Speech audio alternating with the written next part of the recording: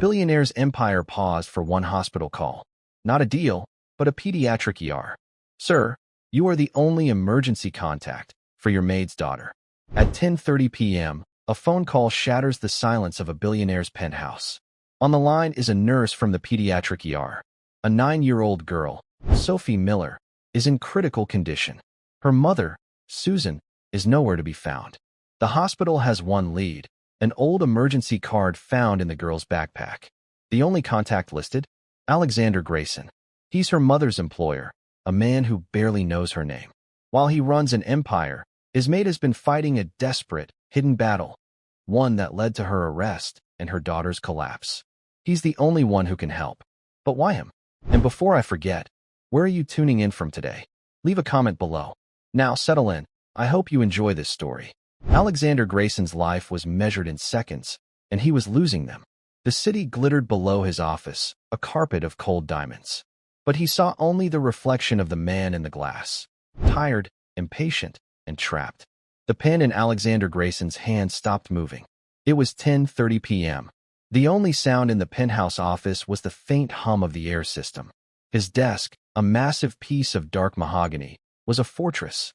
On it sat reports detailing a shipping logistics deal worth $500 million. Alexander leaned back, rubbing the bridge of his nose. He hated logistics. They were messy, full of human error. He preferred the clean finality of numbers on a balance sheet. His eyes drifted to the wall. It was not a wall of art, but a wall of history, a shrine. In the center, a black and white photograph dominated the room. General William Stonewall Grayson, his grandfather.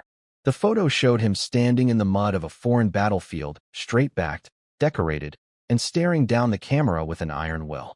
Alexander Grayson had inherited the general's fortune. He had inherited his sharp blue eyes. But he feared he had inherited none of the man's strength. He had spent his life trying to prove otherwise, building Grayson Holdings into a global power. He built with steel and concrete, not with courage and men. A phone buzzed. Not his private line, not his secure line. It was the main line to the penthouse, an old number he kept for household staff and deliveries. He frowned. He employed a full-time residence manager, Mrs. Finch, to handle such things. She should be filtering calls. It buzzed again, insistent. Annoyed, Alexander jabbed the speaker button. This is Grayson. His voice was sharp. A pause. Mr. Alexander Grayson? The voice was female, hurried, and crackling with static. I just said that. Who is this? Sir, my name is Nurse Davis. I'm calling from City Central Hospital. From the Pediatric Emergency Department. Alexander's irritation turned to confusion. Pediatric? You have the wrong number. He started to press the button to disconnect. Wait. Sir, please, the nurse said, her voice rising. Are you Alexander Grayson of Grayson Holdings? He paused. Yes. I'm calling about a patient. A 9-year-old girl. Her name is Sophie Miller. The name meant nothing. I don't know anyone by that name. You've made a mistake. Mr. Grayson, please listen, the nurse said, her professionalism strained. Sophie was brought in 30 minutes ago. She's in critical condition. We are trying to find her mother, Susan Miller. Susan Miller. Alexander's mind flashed on an image. A quiet woman in a simple gray uniform. She was the one who cleaned this very office. She was efficient, silent, and invisible. She came in the mornings, finished before he arrived, and was gone. He sometimes passed her in the long marble hallway of his penthouse. A polite Mr. Grayson. A quick nod from him. Nothing more. She's your maid? Alexander said flatly. Yes, sir. The nurse replied, clearly relieved. We found a card in the girl's backpack. It was an old in case of emergency card from her school. It listed her mother, Susan, and on the back, under other contact, she wrote your name. Just Alexander Grayson and this phone number. Alexander stood up. The massive office suddenly felt cold. That's impossible, he said. Sir, it's the only number we have. We cannot reach the mother. Her phone goes straight to voicemail. The neighbor who called 911 didn't know where she was. The nurse took a shaky breath.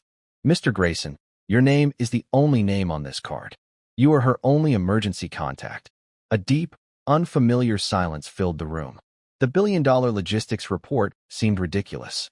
His grandfather's stern gaze felt heavier, like an accusation. Why him? A man she barely knew. A man who paid her salary through 3 layers of household management. What is wrong with the child? He asked. His voice had changed. The impatience was gone. She's not breathing well, sir. She has a history of severe asthma, according to the neighbor. But she's not responding as she should. She's very small, sir. And she's not waking up. And the mother is missing. It was a statement, not a question. We cannot find her, Nurse Davis confirmed. Sir, I know this is a strange request, but the doctors need to speak with someone. We need information. We may need consent for more aggressive treatment. And this little girl is all alone. Alexander looked at his grandfather's picture. The general had a motto, carved into the base of his statue in the lobby downstairs. Duty is the blood of honor. He had always thought it was a bit dramatic. I'm on my way, Alexander said, and cut the call. He bypassed his driver.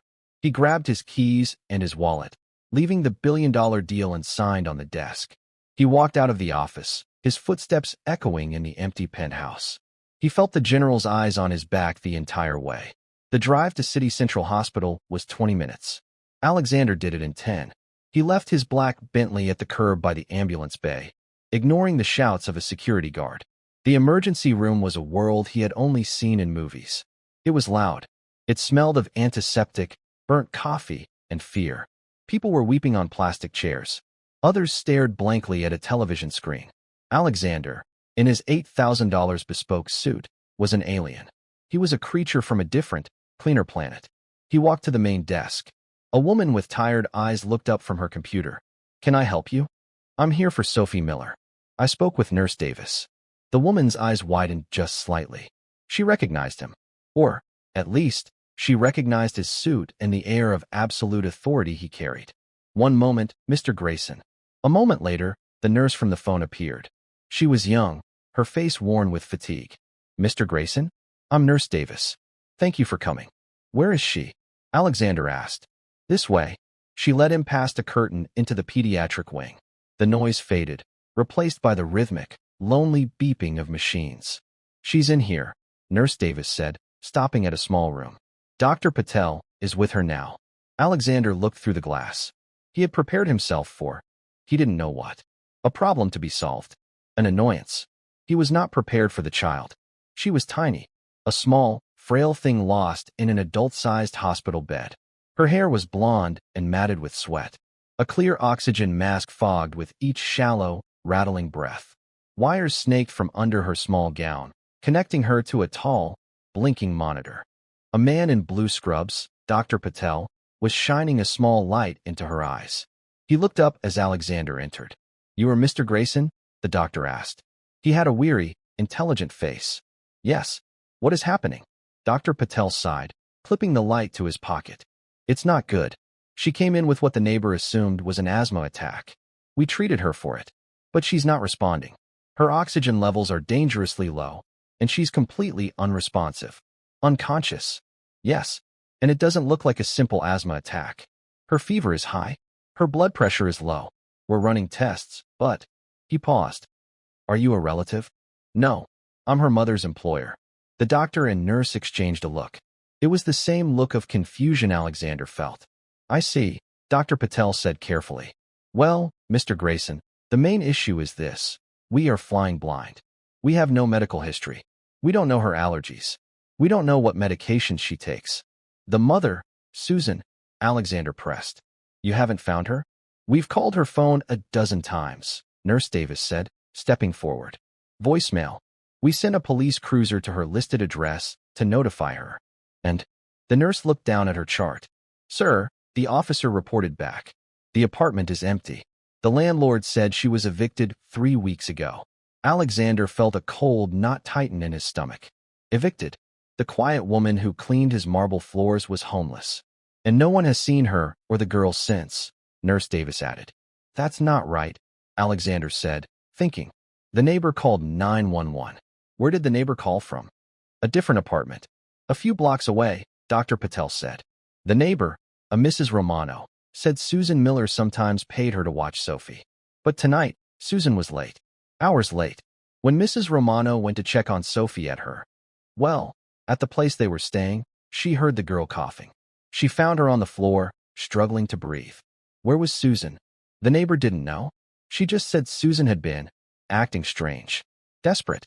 She said Susan often left the girl alone. A dark, cold anger rose in Alexander. He was a man who valued logic and responsibility above all. Leaving a sick child alone was an unforgivable failure. So we have a missing mother, Alexander said, his voice hardening. A sick child, and no answers. That's the sum of it, Dr. Patel agreed. And I need to be frank, Mr. Grayson. I suspect a severe, underlying infection. Maybe pneumonia. But her blood work, it's strange. Her white blood cell count is practically zero. It's as if her body isn't fighting at all. He looked at Sophie, so small in the bed. We need to do more, Dr. Patel continued. A spinal tap.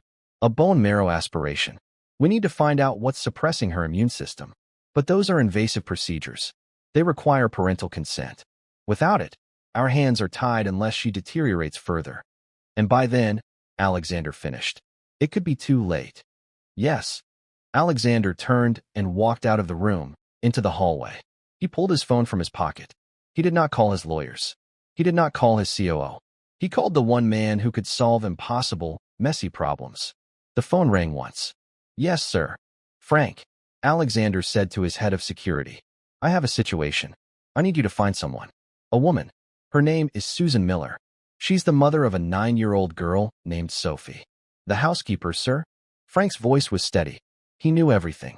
The same. She's missing. Her daughter is in City Central Hospital, pediatric ICU. Susan was evicted 3 weeks ago. I need to know where she is. I need to know why she isn't here. I'm on it, Frank said. One more thing. I need her personnel file. Now, I want to know everything. Her previous addresses, her references, any family she listed. Anything. Understood. I'll call you back. Alexander hung up. He leaned against the sterile, pale green wall. The hospital hummed around him. He ignored the dozen notifications on his phone about the logistics deal. They seemed to be from another life. He looked back through the glass at the little girl. He saw the blonde hair. He suddenly, vividly, remembered Susan Miller. He had passed her just 2 days ago. She had looked tired, thinner. She had kept her head down. He had walked right past her, his mind on interest rates. He had built an empire of steel and glass, but he had never truly seen the person who polished it. An hour passed. It felt like a year. Alexander sat in a plastic chair built for someone half his size. He had not moved. He had fielded 2 calls from his COO, Robert, telling him the logistics partners were getting nervous. Alexander told him to make them wait. His phone buzzed with an unfamiliar number. He snatched it up. Frank. Yes, sir. I have the file. And I have a situation. What do you mean? The personnel file is thin, Frank said. Susan Miller. Hired 2 years ago. Part-time. Cleared a basic background check. No family listed. No husband. The address she gave us is the one she was evicted from. That's it. Nothing. Not quite, sir. She listed one reference. A parish priest in the Bronx. I called him. The priest said Susan is a widow. Her husband was a Marine. Died in service 8 years ago. A veteran. Alexander felt a cold prickle. His grandfather's legacy was built on the backs of men like that. Sir, Frank continued, his voice tight. That's not the situation. I've been making calls. Checking local precincts, shelters. And I found her, Mr. Grayson. Where is she? Is she coming here? There was a heavy pause. She can't, sir, Frank said. She was arrested 2 nights ago. Alexander stood up. Arrested? For what? Petty theft, sir. Shoplifting. Frank's voice was grim. She was caught stealing food and a box of syringes. The anger returned, sharp and clear. Stealing. Syringes. While her daughter was. But that's not the worst of it, sir, Frank said, cutting off Alexander's dark thoughts. I spoke to the desk sergeant at the 40th precinct. Susan Miller has been in a holding cell for 48 hours. She hasn't been processed because the system is backed up. Get her out, Alexander ordered. I'm trying, sir. But she used her one phone call when she was arrested. The sergeant said she was hysterical, crying about her daughter. She kept giving them one name to call. Your name. Alexander froze. The officers, Frank said, thought she was delusional. A homeless woman shoplifter claiming to know Alexander Grayson. They dismissed it. They never made the call. Alexander looked through the glass at the tiny, pale girl fighting for her life. Her mother had been trying to reach him, the only person she believed could help. And he had been sitting in his glass tower, annoyed that his household phone was ringing. Mr. Grayson? Dr. Patel's voice broke his trance. Alexander turned. The doctor was holding a printout. His face was grave. We got the first labs back, Dr. Patel said. This is not asthma. This is not pneumonia. Mr. Grayson, this child has almost no immune system. The markers, they are consistent with a very rare, very aggressive genetic disorder. Something called SCID. Severe combined immunodeficiency. What does that mean? It means, the doctor said, that a common cold could kill her. And right now, she has a massive infection that her body cannot fight. He looked Alexander in the eye. If we don't find her mother, if we don't get a history and consent for treatment, Sophie Miller will not survive the night. Alexander Grayson looked from the doctor's grim face to the small, pale child in the bed. The rhythmic beep of the heart monitor was the only sound. It was a clock, counting down. Do it, Alexander said. Dr. Patel blinked. Mr. Grayson, I just explained. I need parental consent. Legally, I cannot perform a spinal tap on a minor without her guardian. And I told you her mother is in a holding cell, Alexander said, his voice dropping to a low, cold command. She is unavailable. I am here. I am the only one here. You will do the test you need to do to save this child's life. Grayson Holdings will assume all legal and financial liability. Do you understand me? Dr. Patel was stunned. He had never seen this man before, but he recognized the power. It was not a request. It was a change in the laws of physics. My legal team will have a document here in 10 minutes, Alexander continued, already dialing his phone. It will indemnify this hospital, and you personally, against any lawsuit. Now, please, go to work. Dr. Patel simply nodded. He turned to Nurse Davis. Let's prep her. Get the kit. Now. As the medical team sprang into action, Alexander turned back to his phone. He was not calling his lawyers yet. He was calling Frank. Frank, tell me you have her. Sir, it's a mess, Frank's voice crackled. The 40th precinct is a zoo. She's in the system, but they can't find her paperwork to process her out. They're telling me it could be morning. Morning is too late, Alexander said, walking briskly down the hall. The girl is dying, Frank. I need her mother now. I understand, sir. But this is the city. Bureaucracy. Frank, Alexander cut him off. He stopped at a window overlooking a dark courtyard. Do you remember the harbor deal in '09? When the union boss locked our new crane on the dock? Yes, sir. I remember. What did I tell you to do? You told me to get the crane, sir, Frank replied, a new understanding in his voice. This is the same, Frank. Get the mother. I don't care about the system. I don't care about the paperwork. Call the commissioner. Call the mayor. Tell them Alexander Grayson is at City Central Hospital, cleaning up a mess their officers made. Tell them they have 10 minutes to release Susan Miller to my custody, or Grayson Holdings will file a billion-dollar lawsuit against the city for wrongful arrest, police negligence, and the endangerment of a minor. Am I clear? Yes, Mr. Grayson. 10 minutes. The line clicked dead. Alexander stood alone in the hallway. The adrenaline faded, replaced by something heavy and unfamiliar. He had just used his power like a club. He did it all the time in business. But this felt different. It felt raw. He walked back to the room. The medical team was working around Sophie. He stood in the doorway, an intruder in their sterile world. Mr. Grayson? It was Nurse Davis. She was holding a small, faded pink backpack. We found this with her.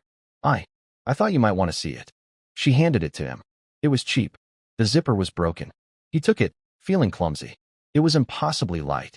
He opened the main pocket. Inside, there was no technology. No phone, no tablet. There was a single coloring book, mostly full. A plastic bag with 3 crayons. One red, one blue, one broken green. And a small, worn teddy bear. It was missing an eye. Alexander pulled the bear out. It was soft from years of being held. He thought of his own childhood. It was a world of tutors, nannies, and boarding schools. He had horses, but no pets. He had possessions, but he could not remember a single toy he had loved.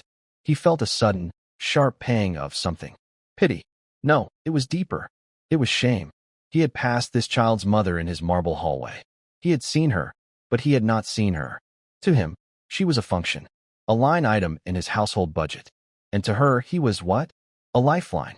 The only name she put on an emergency card. Why? He sat in the hard plastic chair, the small bear in his large hand. He looked at Sophie. Her blonde hair was damp on the pillow. She looked nothing like him. Nothing like anyone he knew. She was just a child, and she was alone. His phone buzzed. It was Frank. "She's out, sir." Alexander stood, relief washing over him. "Where is she?" "In the car with me. We're 5 minutes from the hospital." "But sir, you need to know about the syringes." Alexander's stomach tightened again. "Go on."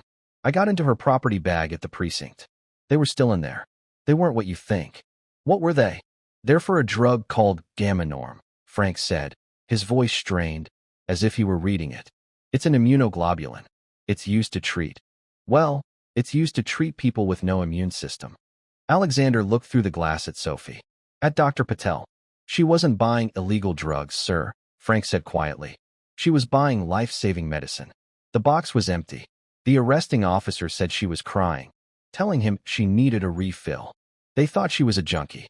"Where did she get it?" "That's not over the counter." "It's not." "I made one more call," Frank said. "To that priest in the Bronx. He finally told me. Susan's husband, the Marine? He didn't just die. He died in a VA hospital from a sudden infection after a routine surgery. His immune system," Alexander whispered. "The priest says the doctors were baffled," Frank continued. "They suspected a genetic flaw. It seems his daughter inherited it. Susan has been fighting this alone, sir. She had insurance, but it ran out. Then she had state aid, but she missed an appointment because of work, and she got lost in the paperwork. She's been paying for this medicine out of pocket. Then, she couldn't afford it. So she's been buying it, wherever she could. Black market. Probably from Mexico." Alexander felt sick. Utterly sick. He had built an empire on cold, hard logic. But this was beyond logic. This was a nightmare. She was evicted because she spent her rent on the medicine, Alexander realized. "That's how it looks, sir," Frank said. "We're pulling up to the ER." "Bring her," Alexander ordered, and hung up. He turned as Dr. Patel exited the room, pulling off a mask. "We have the preliminary results from the spinal tap," the doctor said, his face pale. "It's not just an infection. It's meningitis. Bacterial. It's moving incredibly fast. The black market drugs she was giving her, they probably kept her alive, but they were a fraction of the proper dose. It was like trying to stop a flood with a paper cup." "What do you need?" "We need a donor," Dr. Patel said flatly. "Antibiotics will fight the infection, but they won't fix the underlying problem. The SCID. Her body is a house with no doors. Anything can get in. She will live her entire life in a bubble or what? A bone marrow transplant. It's the only cure. It would give her a new immune system. But the odds of finding a match are..." The doors to the emergency wing burst open. A woman stumbled through, flanked by Frank. It was Susan Miller, but not the quiet, composed woman from his hallway. This Susan was a wreck. Her cheap uniform was torn. Her face was bruised from where she had likely fallen. Her eyes were wide and frantic, scanning the hall. She saw Alexander. Her face crumpled. "Mr. Grayson," she whispered, a look of profound shame and terror. I didn't know who else to call. I'm so sorry." "Susan," Alexander said, his voice softer than he had ever heard it. "She's this way."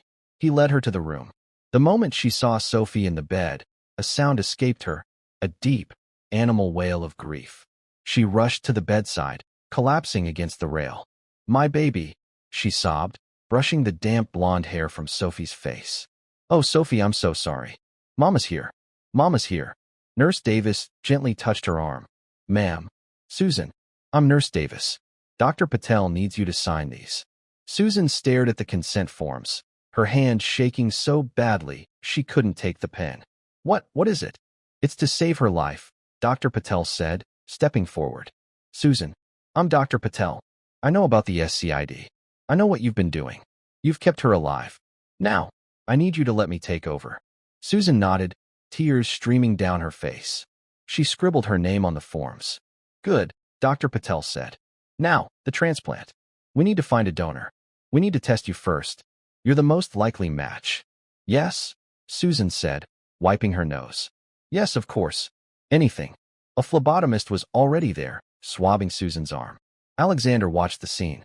The small girl, the weeping mother, the quiet, grim efficiency of the medical team. He was an outsider. He had paid for the lawyers. He had gotten the mother here. His part was done. He could go back to his tower. back to his logistics deal. But he looked at Sophie. He looked at her small hand, curled on the white sheet. He remembered his grandfather. Duty is the blood of honor. His grandfather had led men. He had been responsible for them, for their lives. Alexander looked at Susan, a widow of a Marine, a woman who worked for him, in his house. She was, in a way, one of his. He stepped forward. The doctor, the nurse, and Susan all looked at him. "What about me?" Alexander Grayson asked. Dr. Patel looked confused. "Sir, you're testing her," Alexander said, nodding at Susan. "Test me, too. For the transplant." Dr. Patel stared. "Mr. Grayson, the odds of a non-relative being a match are 1 in a million. It's statistically impossible." "I've built a career on impossible odds, doctor," Alexander said. He was already rolling up the sleeve of his $8,000 suit. "Test me." Susan Miller watched, stunned, as the phlebotomist, a young man who looked like he was barely out of school, nervously tied a blue tourniquet around the billionaire's arm. Alexander Grayson's sleeve was rolled up, revealing a strong forearm. He did not wince as the needle slid in. He simply stared straight ahead, at the wall, as if he were closing a deal. The phlebotomist drew 4 vials of dark red blood. He labeled them with a practiced hand, his movements quick, eager to be finished. "Thank you, sir," the young man mumbled, applying a small cotton ball. Alexander just nodded, pulling his sleeve down. He adjusted his cufflink, a simple, heavy gold piece that was probably worth more than the phlebotomist's car. "Susan, we've got you," the phlebotomist said, turning to her. Susan sank into the chair, her body trembling with a new kind of shock. She presented her arm. She had given blood so many times for Sophie's tests that she barely felt the stick. Her mind was reeling. Why is he still here? She had expected him to be angry. She had expected him to call security. Or, at best, to send a lawyer, a fixer, to handle the problem. But he was here. He had gotten her out of jail. He had saved her daughter's life by forcing the doctors to act. And now, he had just given his own blood for a test that the doctor himself called impossible. The phlebotomist left with the samples. Alexander turned to Frank, who had been standing silently by the hallway entrance, a ghost in a dark suit. "Frank," Alexander said, his voice low. "Susan's arrest. The shoplifting." "Yes, sir. It's gone," Alexander said. "I want the charges dropped. I want the arrest record expunged. I want it to have never happened. Whatever it takes. Whoever you have to call." "Understood, sir," Frank replied. "And her apartment," Alexander continued, not looking at Susan, but speaking for her. "The eviction. Find the landlord. Pay whatever is owed. Pay 3 months in advance. Get her belongings out of storage. Get the power turned back on." Susan's head snapped up. "Mr. Grayson, no. I can't. I can't ask you to." Alexander finally looked at her. His blue eyes were not kind, not yet. They were assessing, sharp. "You didn't ask, Mrs. Miller. I'm telling you. This situation is a failure of logistics. I'm correcting it." He saw the fierce, bruised pride in her eyes. "Your daughter will need a clean, safe place to come home to," he said, his voice softening just a fraction. "Let's focus on that." Frank nodded once. "I'll handle it. I'll also post a man at her apartment, just to ensure it's secure until she returns." He melted back into the hallway. The silence that fell was heavy, broken only by the hum of the hospital. They were alone in the small, sterile waiting nook. Susan sat with her hands clenched in her lap. She was no longer the invisible woman who polished his floors. She was a mother, exposed and terrified. Alexander sat across from her. He did not check his phone. He did not call his office. He just sat, waiting. He was a man who hated waiting. He controlled every minute of his life. Here, he was powerless. He looked at her. "Mrs. Miller." "Susan." She looked up, her eyes red-rimmed. "You need to tell me," he said. "The emergency card. Why my name? Not the priest. Not your neighbor. Me." Susan looked down at her hands.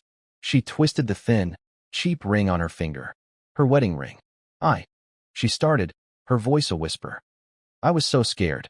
Always. Every day." She took a shaky breath. When my husband, David, was in the VA hospital, he wasn't a complainer. He was a Marine. Strong. He never complained about anything. But he was dying. And the doctors, they were slow. They were busy. They treated him like a number." Her eyes drifted to the window, to the dark. "I would sit there, holding his hand, and he would watch the news on the little television. Sometimes they would show stories about you, about Grayson Holdings, or about your grandfather, the general. Alexander tensed. David admired your grandfather, Susan said, a faint, sad smile touching her lips. He had a book about him.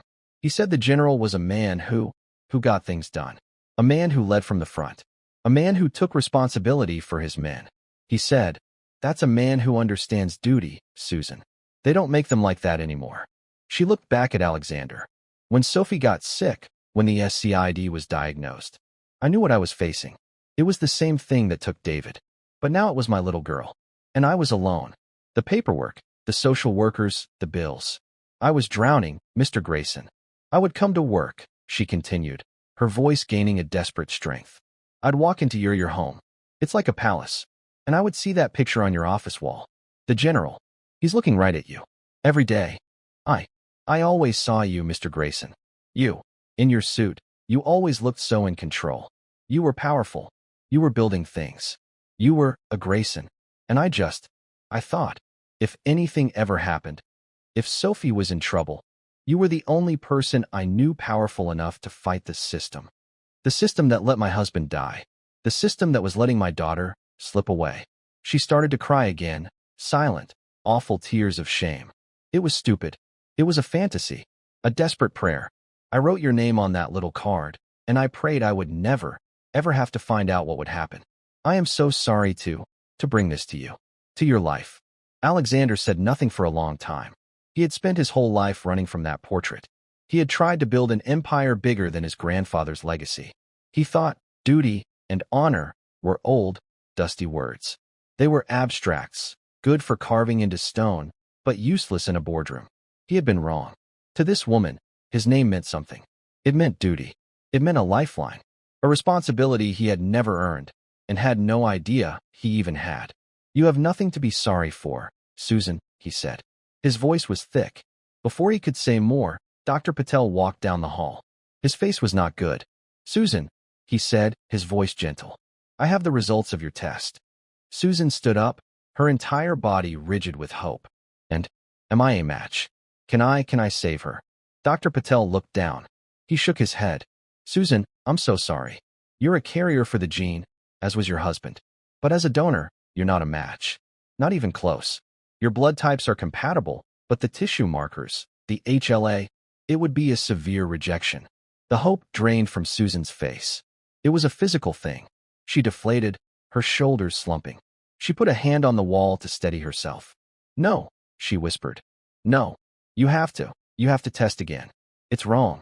We ran it twice, Dr. Patel said, his voice full of pity. It's not a match. We will, of course, put her on the national registry immediately. But with her rare HLA type, it could take months. Years. And in her current condition. She doesn't have years, Susan said, her voice cracking. She doesn't even have weeks. We will do everything we can, the doctor said. The antibiotics are fighting the meningitis. But her immune system is gone. We will have to keep her in a sterile bubble. But she's so weak. Another infection. He didn't need to finish. Alexander, who had been listening, stepped forward. What about mine? Dr. Patel looked at him, confused. Your what? My test, Alexander said. My blood. The 1 in a million shot. Dr. Patel sighed, running a hand through his hair. Mr. Grayson, I appreciate the gesture. I truly do. But the lab is backed up. We have other critical patients. Running a complex HLA typing on a non-relative, it's a waste of resources. The chances are infinitesimal. I don't care about the chances, Alexander said, his patience snapping. I'm paying for it. I'm paying for all of this. I want that test run. And I want it run now. Dr. Patel looked taken aback by the command. That's not how it works. I can't just. Yes, you can, Alexander said. He pulled out his phone. Or I can call the hospital administrator, who I believe is a man named Stephen Joyce. I sit on the board of his son's university. I am sure he would be fascinated to hear that his doctors are refusing to run a test. On my personal request. It was blunt. It was ugly. It was the full, crushing weight of his power. Dr. Patel looked at Susan's devastated face. He looked at the billionaire who was, impossibly, still here. I'll see what I can do, he said. I'll try to get it expedited. Don't try, doctor, Alexander said, his voice quiet and cold. Do it. The doctor nodded and walked away. Alexander and Susan were left alone again in the hallway. The clock on the wall showed 3 a.m. The city was asleep. The logistics deal was probably dead. Alexander didn't care. He looked at Susan, who was staring blankly at the floor, lost in her own private hell. He did the only thing he could think to do. He sat down, and he waited with her. The minutes stretched into an hour, then 2. The 3 a.m. quiet of the hospital deepened. It became the 4 a.m. stillness, a time when the world seemed to be holding its breath. Alexander Grayson did not move from the plastic chair. It was, by far, the most uncomfortable chair he had ever sat in. His back ached. His legs were stiff. He felt the grit of sleeplessness behind his eyes. He was a man who slept 4 hours a night in a custom-built bed, but this was different. This was exhaustion. This was waiting. Susan sat huddled, a thin hospital blanket wrapped around her shoulders. She had stopped crying. She was now in that numb, quiet place beyond tears. She stared at the closed door of Sophie's room. You should get coffee, she said, her voice raspy. She didn't look at him. I'm fine, Alexander replied. He said it could be hours. The test. He said it was a waste of time. She was just talking, filling the silence. He's right. It was kind of you to offer, Mr. Grayson. But it's impossible. Let's wait for the results, Alexander said. Susan finally turned to him. Her eyes were hollow. Why are you doing this? You got me out. You paid for. You saved her. You don't even know us. Alexander looked at her. He thought of her words. A man who got things done. A man who led from the front. Your husband was a Marine, Alexander said. It was not a question. Yes. 8 years, Susan whispered. He loved it. He believed in it. He believed in honor. My grandfather, Alexander said, the general. He lived by one word, duty. I spent my whole life hearing that word. I thought it meant winning, building, being the strongest. He looked down at his own hands. They were clean, manicured. They had never held a weapon. They had never known hardship. I think I was wrong, he said. I think duty just means staying. It means not turning away. He looked back at her. I'm staying. Susan held his gaze. For the first time, she saw the man behind the billion-dollar suit. She saw the fatigue in his eyes. She saw the iron will that his grandfather had passed down. She gave a single, slow nod, a gesture of understanding. And they went back to waiting. At 5:15 a.m., the hallway door swung open. Dr. Patel walked toward them. He was not walking. He was almost running. He was holding a single piece of paper. His face was pale, his eyes wide. He looked like a man who had seen a ghost.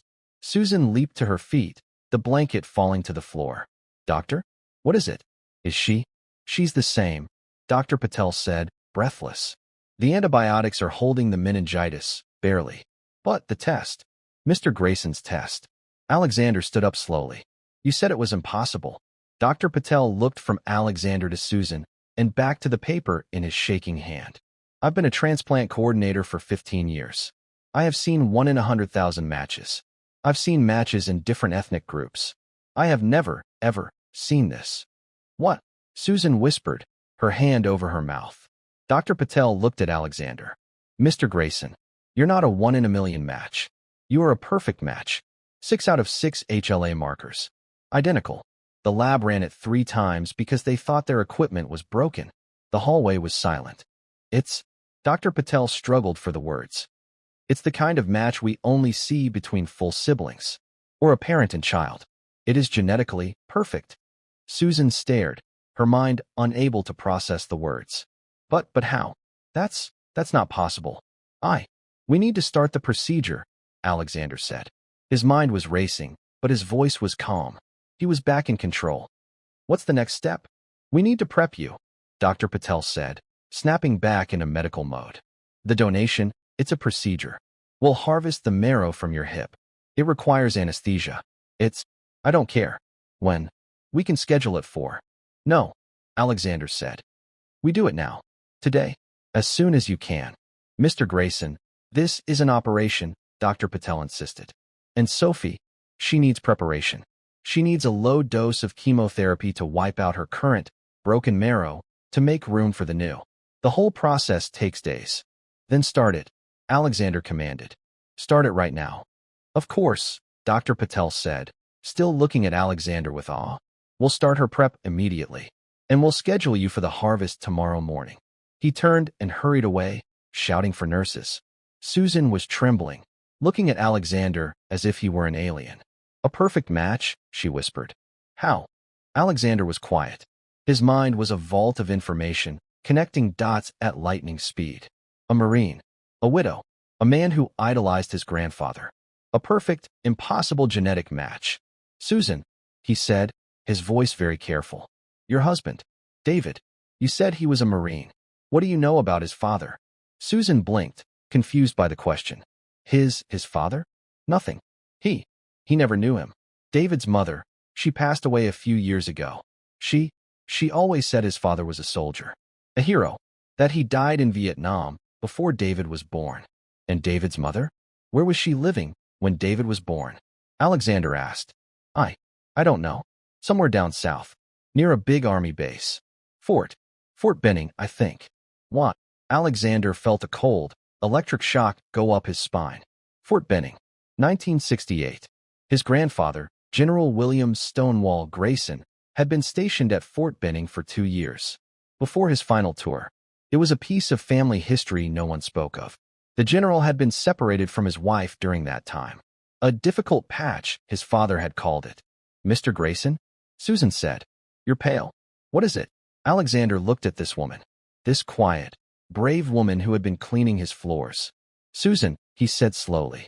I don't think your husband, David. I don't think he was just a fan of my grandfather. He paused, the weight of a 50-year-old secret settling in the sterile hallway. I think, Alexander said, that David was his son. My grandfather's son. Susan's eyes widened. What? No. That's crazy. It's the only thing that makes sense, Alexander said. If David was my grandfather's son, that would make him my uncle. My uncle I never knew. He looked toward Sophie's room. And that, he said, his voice thick with a profound, terrifying revelation, would make Sophie my cousin. She's my blood. She's a Grayson. Susan collapsed into the chair, the implications washing over her. Her husband, the son of the man he idolized. Her daughter, part of a dynasty. The card, the name, the phone call. It wasn't a fantasy. It wasn't a desperate prayer. It was destiny, an echo of blood calling to blood. My whole life, Susan whispered, we were alone. We had no one. And all this time, we had family. Alexander looked at his grandfather's picture in his mind. The iron-willed stare, the legend, the man who lived by the code of duty, and the man who had abandoned a son. Alexander had spent his life trying to outrun the general's shadow. Now, he was being given the chance to redeem it. He finally understood. The money, the power, the empire, it was all meaningless. It was tin. This was real. You're not alone anymore, Susan, Alexander said. He put a hand, not on her, but on the chair beside her. A simple gesture of presence. I'm here. He turned as Dr. Patel returned with the team. Mr. Grayson, the doctor said, we're ready to start Sophie's preparation. And we need to admit you. Get your own pre-op tests started. Alexander looked at Susan. She was watching him, her eyes filled with a fragile, newborn hope. He looked at the small, blonde-haired girl in the bed. His cousin, his family. He nodded at the doctor. Let's begin. He walked away from his billion-dollar deals, from his empty penthouse, from the cold reflection in the glass. He walked toward his sterile room, toward a painful procedure. For the first time in his entire life, Alexander Grayson felt like he was finally living up to his name. The general's portrait on the wall no longer felt like an accusation. It felt like a guide. Duty, he thought, wasn't about the past.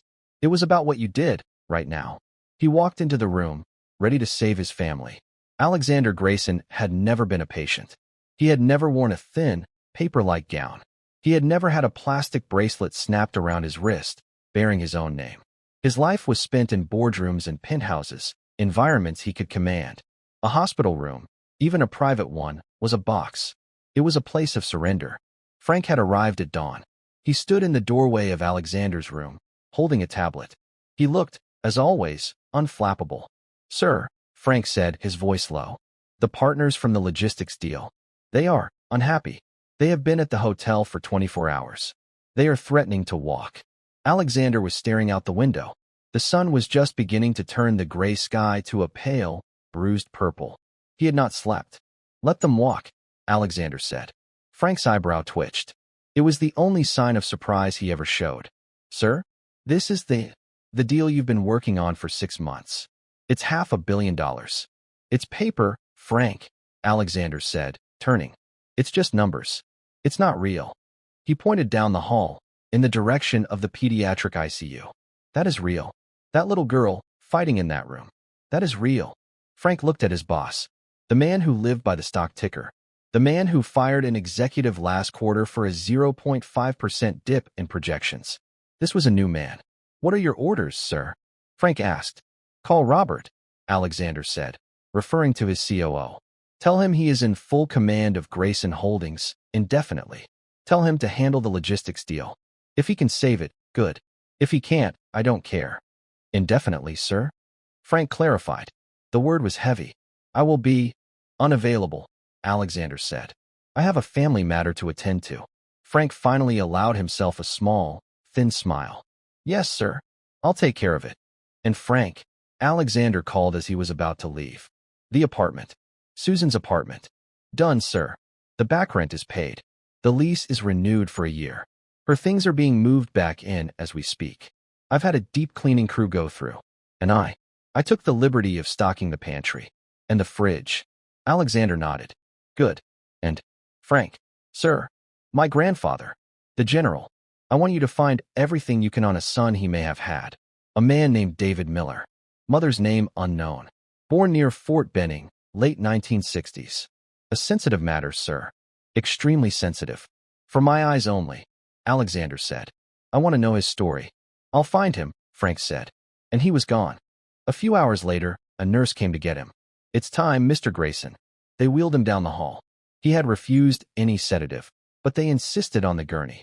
He felt ridiculous, lying on his back, staring at the ceiling tiles flicking by, one after another. They passed the pediatric ICU. Susan was standing outside. She had washed her face. She was wearing a new set of scrubs the hospital had given her. She looked at Alexander on the gurney, her eyes wide with fear and a deep, shattering gratitude. Mr. Grayson, she whispered, stepping forward, as if to stop the gurney. Alexander put a hand up. It's Alexander, he said. It felt strange to say his own name. Go be with Sophie. I'll see you both after. She nodded, tears welling again. God bless you, Alexander. He was wheeled into the operating room. It was cold, bright, full of steel. A woman in a blue mask, the anesthesiologist, leaned over him. Okay, Mr. Grayson. Alexander, this will feel cold going in. I want you to count back from 10. He felt the prick in his arm. He looked at the massive, round light above him. It looked like a cold, bright eye. 10, he said. 9. He thought of his grandfather. He thought of duty.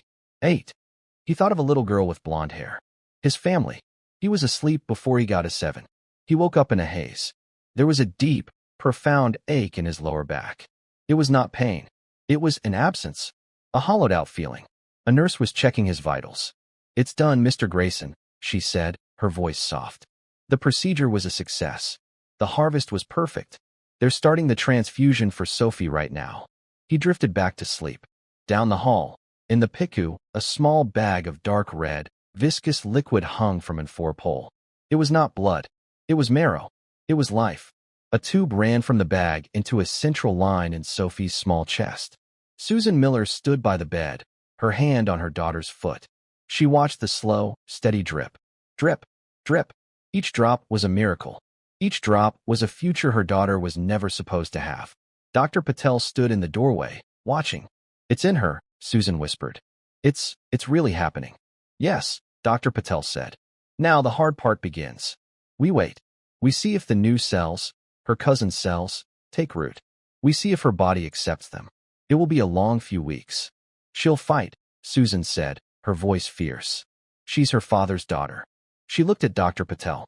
And her uncles, too, I suppose. Dr. Patel nodded. She has a good team. And now, she has a chance. A real one. The next few days were a blur for Alexander.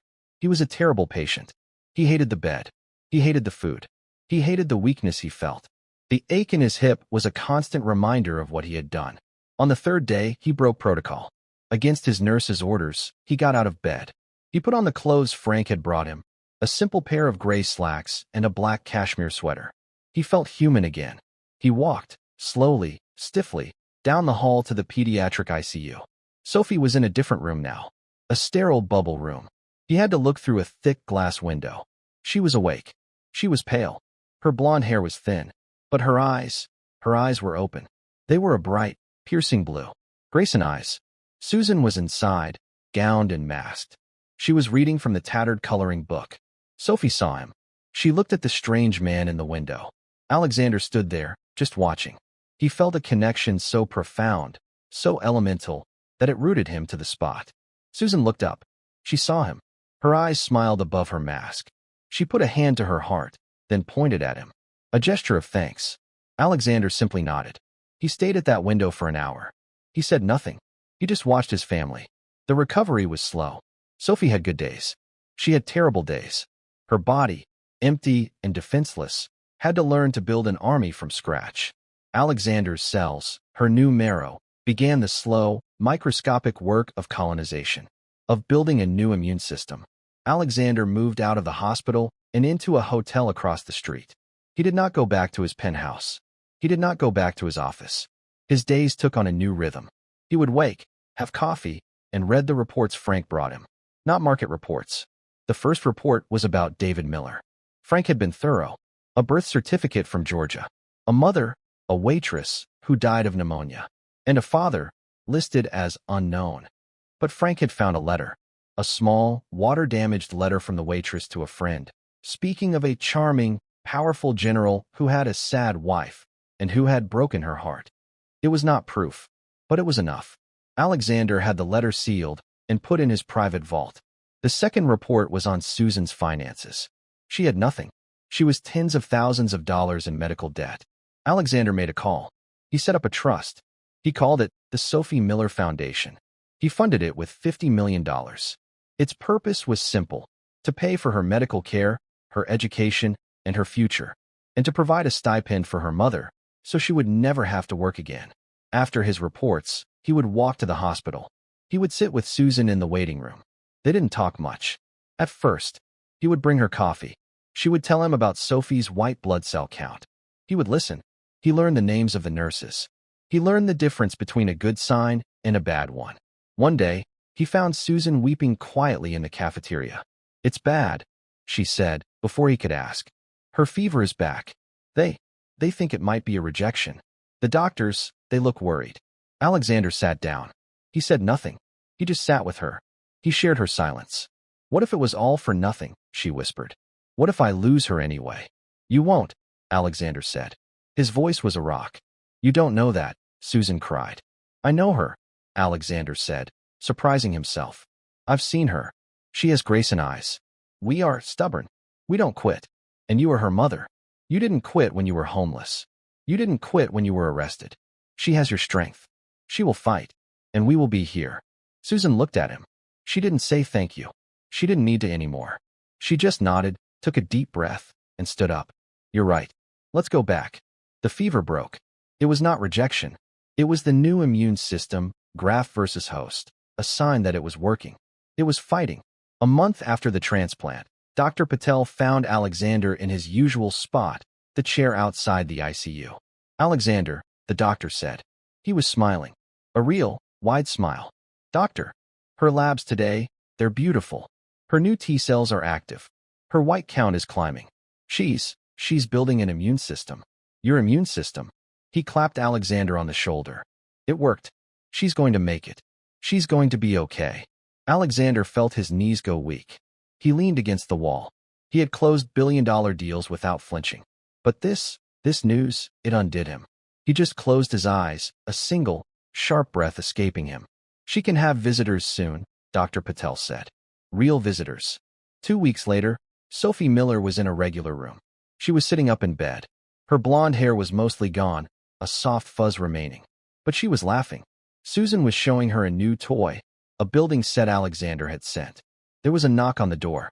"Come in," Susan called. Alexander Grayson walked in. He was not wearing a suit. He was wearing jeans and a simple blue shirt. He felt awkward. He was holding a teddy bear. A new one. Soft, brown, with two perfect, shiny black eyes. Sophie looked at him. She was shy. "Sophie," Susan said, her voice bright. This is the man I told you about. This is Alexander.